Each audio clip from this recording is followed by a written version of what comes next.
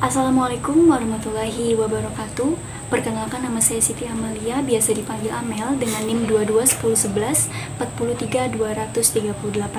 Saya dari Prodi Pendidikan Sosiologi, kelas A1. Jadi hari ini saya akan melakukan wawancara untuk tugas ujian tengah semester untuk mata kuliah perkembangan peserta didik dengan dosen pengampu Dr. Mina Permatasari, SPSI MPD. Oke, untuk Ade yang saya wawancarai bisa memperkenalkan dirinya terlebih dahulu. Nama saya Alvin Ramadan. Saya sekolah di SMK Negeri 5 Banjarmasin. Saya lahir Banjarmasin 23 September 2006. Jurusan yang saya ambil di SMK Negeri 5 Banjarmasin adalah jurusan elektronika. Oke, selanjutnya kita lanjut ke pertanyaan. Kita masuk ke sesi pertanyaan di wawancara. Pertanyaan pertama yaitu apa sih kelemahan yang ada pada diri kamu sendiri? Kelemahan saya dalam belajar adalah tidak pandai berbahasa Inggris, tetapi di dalam pelajaran tersebut ada juga kata-kata yang sering saya ambil atau saya pahami. Dan juga ada kelemahan saya dalam diri saya saat bermain futsal. Kaki kiri saya ini sangat lemah jika ngambil bola dari musuh dan cara ngambilnya itu berbalik badan. Tetapi kaki kiri saya ini super duper lemah saat saya mengambil bola itu berposisi berbalik badan. Oh iya, jadi begitu ya. Jadi kelemahan pada diri kamu sendiri itu terletak pada saat kamu belajar dan juga pada aktivitas fisik yang di luar kegiatan dari sekolah ya? Iya. Oh begitu. Oke, pertanyaan selanjutnya itu motivasi dalam hidup kamu itu apa sih? Pasti kan punya motivasi, bisa dijelaskan? Motivasi saya dalam hidup adalah teruslah bekerja keras, jangan lemah ataupun menyerah. Prinsip saya begini, lelah boleh, istirahat sejenak pun juga boleh. Tetapi satu yang tidak boleh, menyerah jangan. Karena ada kedua orang tua yang harus dibanggakan dan beserta keluarga besarnya. Terus kita lanjut ke pertanyaan yang ketiga. Untuk tahun-tahun yang akan datang nih atau 5 tahun lagi, kamu mau menjadi apa? 5 tahun yang akan datang, saya sudah berangan-angan ingin menjadi bos tambang. Amin. Karena saya sangat suka yang namanya bertentangan hidup ataupun cara menghidupi keluarga saya nanti. Oke, semoga terwujud ya. Ya. Di belajar dengan giat. Terus apakah kamu pernah bertengkar dengan kedua orang tua kamu atau dengan sahabat atau teman-teman kamu gitulah? Pernah atau enggak? Kalau pernah, biasanya karena apa? Kalau tidak pernah, ya bagaimana? Bisa dijelaskan? Ya, pernah. Karena di setiap saya melakukan segala hal yang menurut saya benar itu tidak dibenarkan oleh teman atau sahabat saya. Kalau dengan orang tua saya bertengkarnya itu gara-gara karena saya sering pulangnya kemalaman atau ngetok pintu gedar-gedor. Pas orang tua saya sudah benar-benar tidur dengan pulas.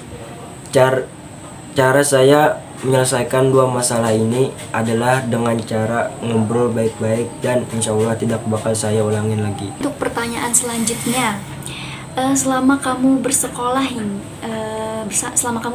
bagaimana sih peran kamu gitu sebagai siswa atau sebagai murid gitu? Bisa dijelasin bagaimana peran kamu sebagai siswa atau sebagai murid? Ya, kalau sebagai siswa jujur saya berperannya itu kurang. Karena saya masih banyak ngobrol sama teman-teman pada saat pelajaran masuk dan saya sering tidur pas pelajaran masuk saat itu juga.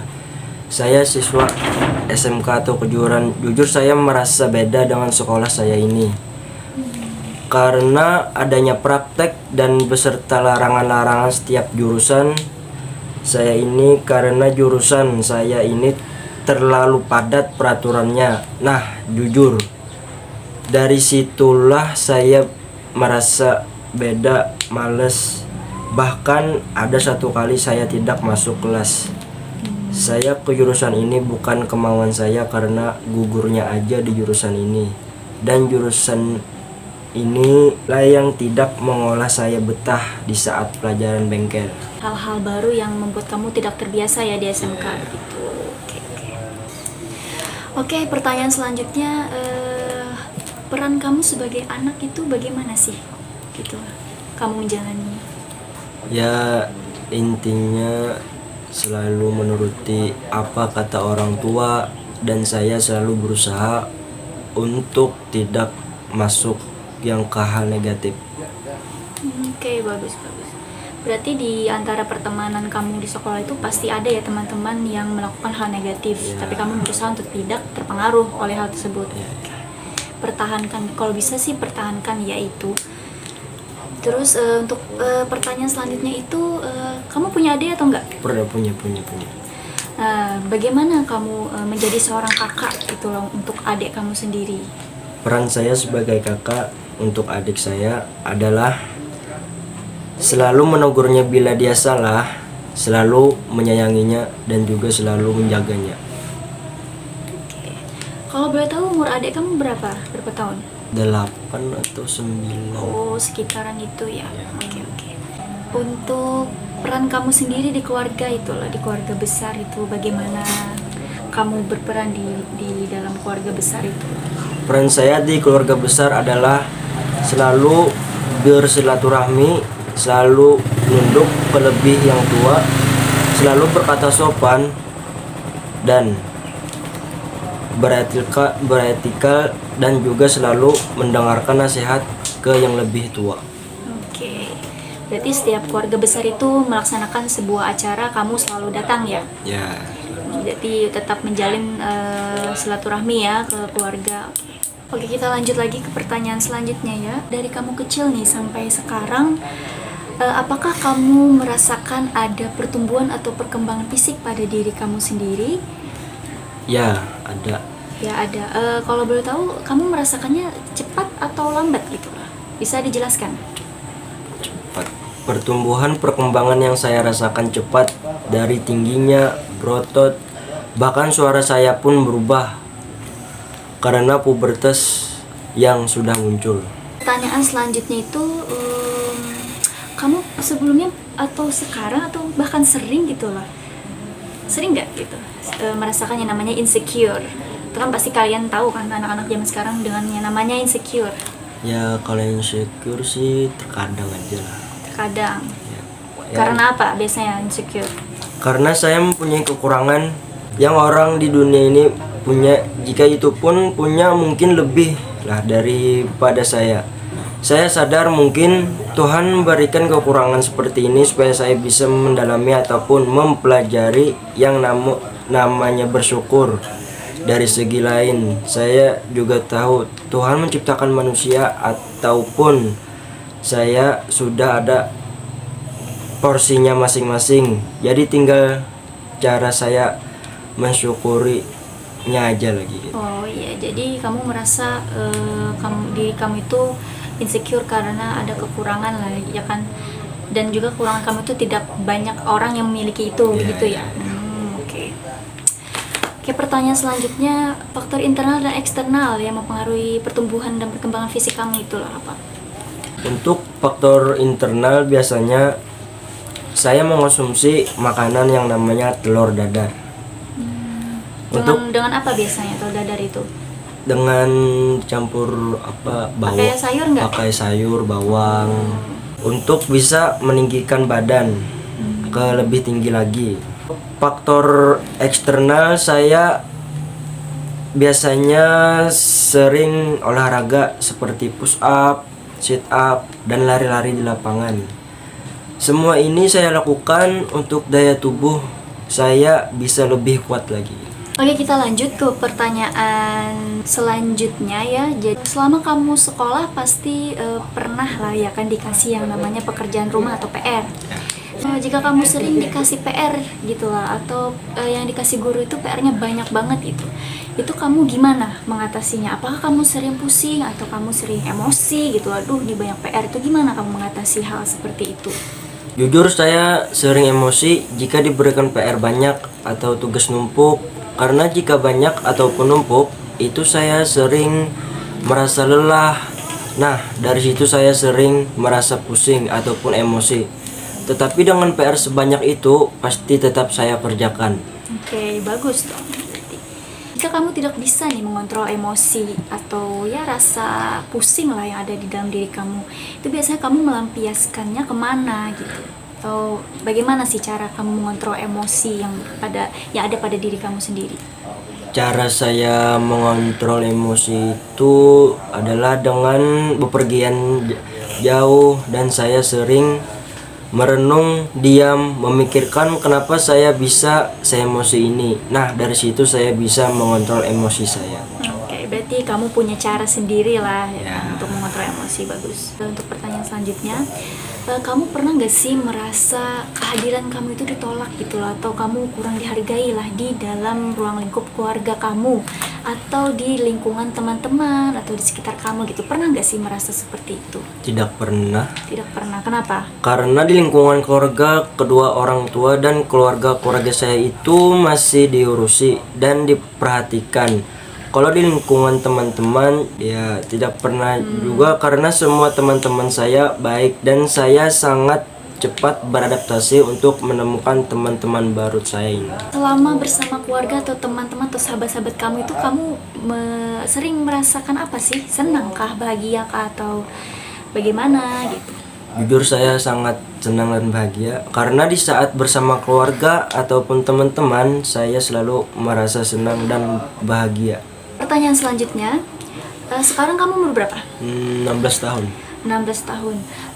Untuk sekarang, apakah kamu masih merasakan kamu itu masih anak-anak atau masih di tahap remaja gitu, atau kamu sudah merasa ada muncul rasa sifat-sifat yang dimana kamu itu, oh aku ini udah mau masuki tahap kedewasaan nih, kayak gitu? Ya. Udah bisa dijelasin? Jujur saya sudah merasa lebih dewasa lah. Kalau boleh tahu, kamu merasa dewasa itu dalam hal apa gitu? Apa yang muncul di dalam diri kamu gitu? Dewasa yang saya rasakan adalah saya pernah bekerja di Martapura selama 23 hari. Jadi saya bekerja itu untuk mencari pengalaman, dan saya ingin sekali mencoba pengalaman itu dan akhirnya sudah tercapai. Nah, itulah pendewasaan saya. Oh, berarti pendewasaan yang kamu rasakan itu lebih ke hal kemandirian lah Ya, ya kan, pada diri mandiri. sendiri. Oke, lebih mandiri.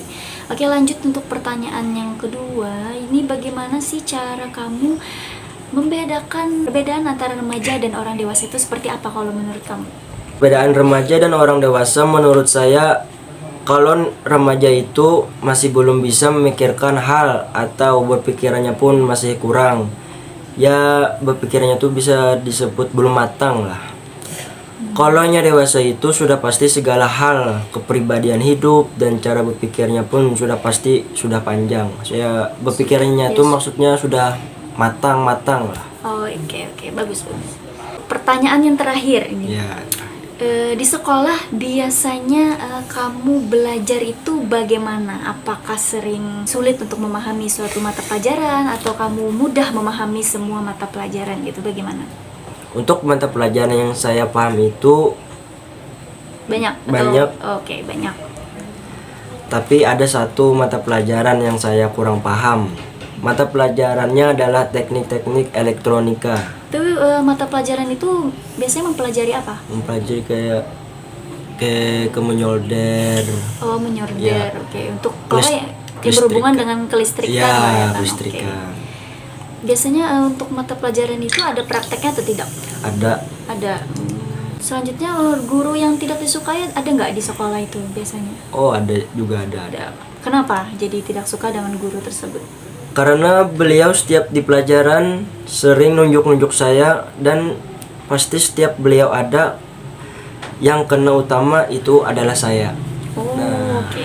dari situlah saya merasa kayak kada diketujui atau kayak merasa benci banget sedih.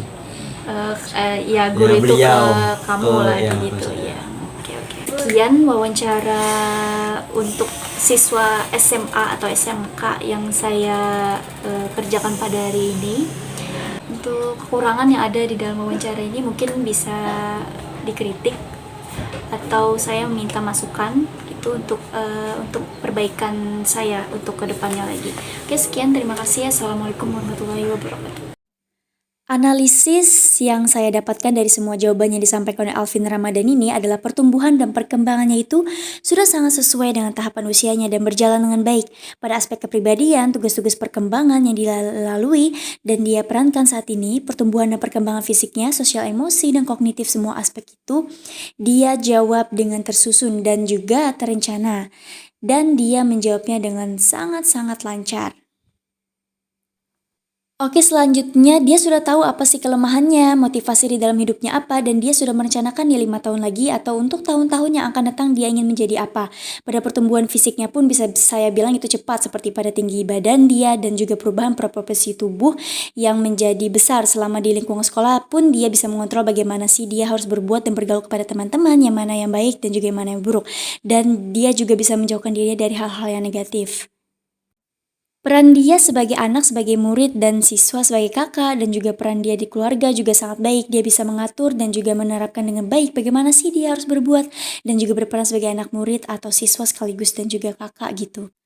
Untuk sosial emosi juga dia mempunyai cara dia sendiri untuk mengatasinya. Jika di dalam dirinya sedang mengalami yang namanya emosi, dia tahu bagaimana cara mengontrolnya, dan dia juga punya cara sendiri untuk mengontrol emosi tanpa harus menyakiti orang-orang yang ada di sekitarnya. Dan untuk Alvin Ramadan ini juga alhamdulillah tidak ada yang berbuat negatif kepada dia. Oke, jadi untuk pertumbuhan dan perkembangan pada aspek-aspek yang mencakupi hal tersebut, Alvin Ramadan ini mempunyai faktor internal dan eksternal yang mendukung dan positif dan sangat bagus sehingga pertumbuhan dan perkembangannya itu berjalan dengan baik dan juga sesuai dengan pertumbuhan dan perkembangan pada tahapan usianya. Oke, jadi sekian, hanya itu saja analisis yang dapat saya simpulkan dari wawancara yang saya lakukan pada siswa SMA itu.